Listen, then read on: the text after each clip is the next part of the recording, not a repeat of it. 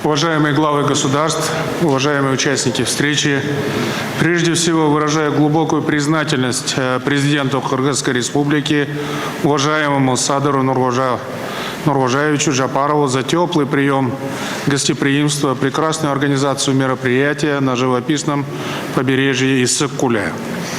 Наши консультативные встречи стали важным фактором международной политики. Они позволяют нам в доверительном ключе определять дальнейший вектор развития данного региона.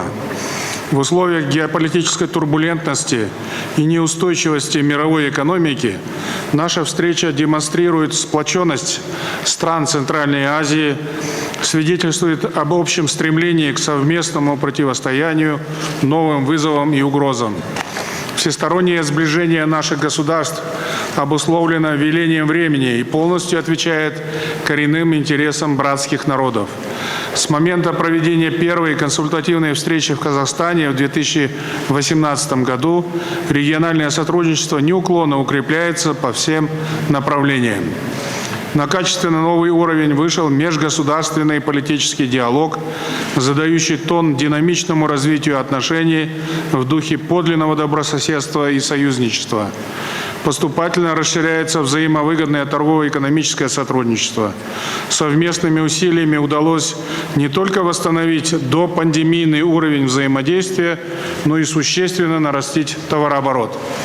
По нашим данным, в прошлом году объемы внутрирегиональной торговли выросли на 27%, превысив 8 миллиардов долларов. Незыблемым фундаментом долгосрочных взаимоотношений государств Центральной Азии остаются активные культурно-гуманитарные связи. Регулярно проводятся перекрестные дни культуры, масштабные форумы и выставки.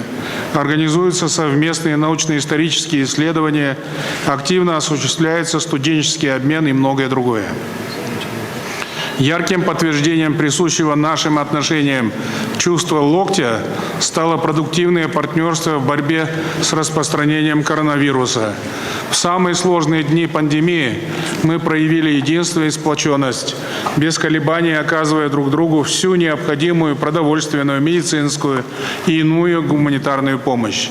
Особый характер наших отношений закреплен в принимаемом сегодня уникальном по своему содержанию и исторической перспективе договоре о дружбе, добрососедстве и сотрудничестве в целях развития Центральной Азии в 21 веке.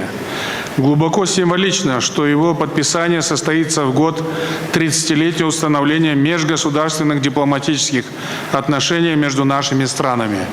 Этот исторический документ знаменует новую веху в нашем пятистороннем стратегическом партнерстве. Обеспечение устойчивого развития, стабильности и безопасности региона – общая задача, возлагающая на нас огромную ответственность перед будущими поколениями. Хочу заверить вас, что Казахстан остается верен стратегическому курсу на всемирное укрепление регионального сотрудничества, повышение роли Центральной Азии на мировой арене.